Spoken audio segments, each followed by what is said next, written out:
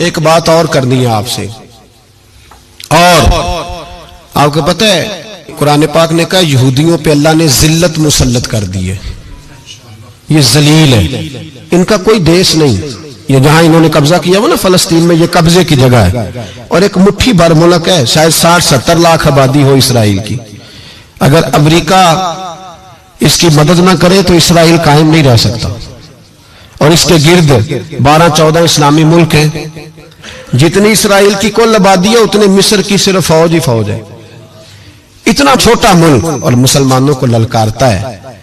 مجبوری یہ ہے کہ ہم جب امریکہ کے بارے میں بات کرتے تھے تو لوگ کہتے تھے مولانا وہ جو آپ کی گاڑی کا ٹائر پنکچر ہوا ہے وہ بھی امریکہ نے کرایا ہے، مذاق کرتے تھے۔ مجھے کچھ لوگ پچھلے دنوں کہنے لگے صاحب جی آپ ایسے ہی باتیں کرتے ہیں، امریکہ کا تو ہم سے پیار ہے، تو میں نے کہا بالکل ہے، اس طرح کا جس طرح کا بکرے کا کسائی کے ساتھ ہوتا ہے اور کسائی کا بکرے کے ساتھ ہوتا ہے، اسے چارہ بھی دیتا ہے، پانی بھی دیتا ہے، تعاون بھی کرتا ہے، لیکن جب وقت آتا ہے تو چھری بھی پھیرتا ہے۔ یہی پیار امریکہ کا آپ کے ساتھ، وہ زلزلوں پہ تعاون بھی کرتے ہیں اور جب وقت آتا ہے تو چھری بھی پھیرتے ہیں۔ بیت المقدس مسجد اقصی معمولی جگہ نہیں، حضور نے فرمایا 3 سفر کرو تو سمجھنا ہم عبادت کر رہے ہیں۔ کون کون سے؟ فرمایا اگر بیت اللہ جاؤ تو عبادت سمجھ کے جانا، مسجد نبوی کی طرف جاؤ تو عبادت ہے، اور مسجد اقصی کی طرف جاؤ تو یہ بھی عبادت ہے، اور فرمایا مسجد اقصی میں جس نے ایک نماز پڑھی اسے 25,000 نمازوں کا ثواب ملے گا۔ اور میرے رسول پاک نے یہ وہ مسجد ہے جس کے ساتھ معراج شریف جڑا ہوا ہے۔ قرآن پاک نے کہا کہ اس مسجد میں سبحان الذی اسری بعبدہ لیلا من المسجد الحرام الی المسجد الاقصی، مسلمانوں قرآن کہتا ہے کہ تمہارے معراج کی شان رسول پاک کی مسجد اقصی سے جڑی ہے۔ جس محبوب کو رب معراج کرائے تو مسجد اقصی میں لا کے کرائے، وہ جگہ معمولی جگہ ہے، وہ معمولی جگہ ہے مسجد اقصی۔ نبی پاک نے وہاں نبیوں کی امامت کرائی، 17 مہینے اس مسجد کی طرف منہ کر کے تیرے اور میرے رسول نے نمازیں پڑھی۔ چھوٹی جگہ ہے اور پوری دنیا کا مسلمان اسے چاہیے شرم سے گڑ جائے۔ ایک امریکہ کا صدر بول کے کہتا ہے کہ اسرائیل کو اجازت ہے اسے دارالحکومت بنائے، اور مسلمان حکمران بیان دے رہے ہیں ظالموں لٹیرو، تم اپنی سیاستیں چمکانے کے لیے پہلے ایک دوسرے کو گالیاں دیتے ہو، پھر اکٹھے بیٹھ جاتے ہو نمبرنگ کرنے کے لیے۔ تم دین کے اس مسئلے میں سارے اکٹھے کیوں نہیں بیٹھے؟ سارے پاکستان کے سیاستدانوں کو، علماء اور مشائخ کو چاہیے تھا ایک پیج پہ اکٹھے ہوتے، اکٹھے بیٹھ کے ایک بیان ہی دے دیتے، ایک بات ہی کر دیتے۔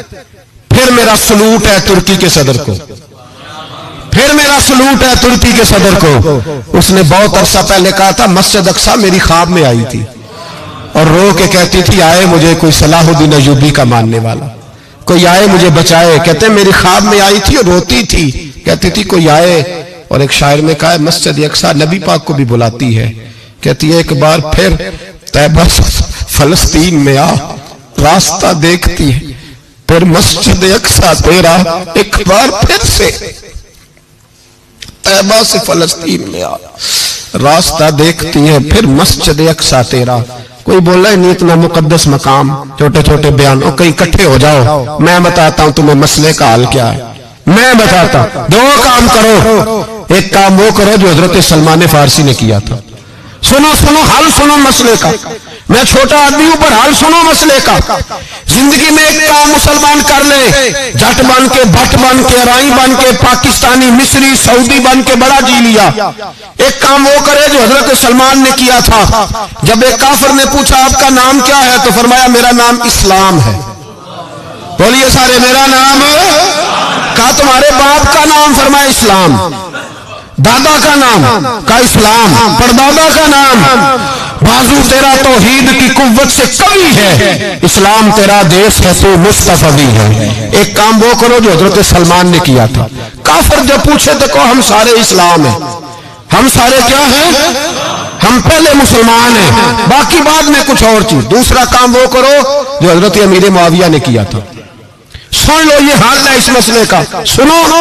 حضرت مولا علی شیر خدا رضی اللہ تعالیٰ عنہ اور جناب امیر معاویہ کی جنگ ہو رہی تھی، لڑائیاں ہو رہی تھی، اختلافات تھے، فوجیں بیٹھی تھی، حضرت مولا علی اور جناب امیر معاویہ کی جنگ ہو رہی تھی تو روم کے بادشاہ نے، عیسائی بادشاہ نے حضرت علی کو خط لکھا کہ میں تیرے اوپر حملہ کرنے والا ہوں.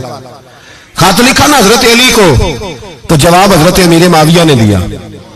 چاہیے تھا نا مولا علی جواب دیتے. حضرت امیر معاویہ بولے اور بول کے کہنے لگے، اور روم کے کتے، ہم گھر میں جتنا مرضی لڑے، یہ نہ سمجھنا تو علی پہ حملہ کرے گا تو میں تماشا دیکھوں گا. فرمایا تو علی پہ حملہ کر تو صحیح، علی سپہ سالار ہوگا اور امیر معاویہ اس کا سپاہی ہوگا. گھر میں جتنا مرضی لڑے پر رسول اللہ کے نام پہ ہم اکٹھے ہو جایا کرتے.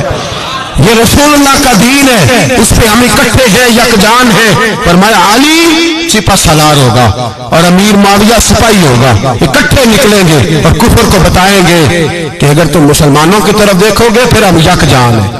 پھر ہم بولیے، پھر ہم گنبد خضرا کے سائے تلے ایک ہیں، ایک ہیں، ایک تھے اور ایک رہیں گے. اس لیے یہ دو کام اگر مسلمان کریں، دو کام، ٹھیک ہے اختلاف ہو گئے، بڑا کچھ ہو گیا، لیکن ان سے کہیں کہ جب تم آؤ گے تو پھر ہمیں علیحدہ علیحدہ نہیں پاؤ گے، پھر ہمیں تم اکٹھے پاؤ گے، اکٹھے میدان میں نکلیں گے. اور کوئی اتنی لمبی چوڑی بات نہیں.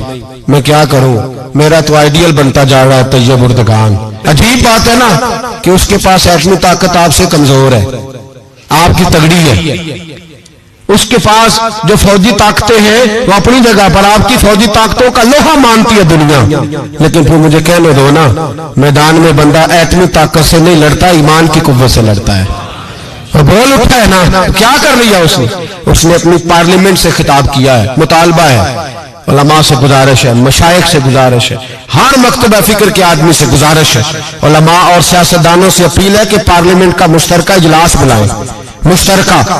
اس میں ہر سیاسی جماعت کا لیڈر بیٹھے اور اکٹھے بیٹھ کے ان کو یہ میسج دیں کہ بازو تیرا توحید کی قوت سے قوی ہے، اسلام تیرا دیس ہے تو مصطفی. اور ان کو بتائیں کہ ہزاروں قومیں وجود میں آئیں، دہر میں خشک و تر کے رشتے سے ہم نے بنیاد دوستی رکھی، یاد خیر البشر کے رشتے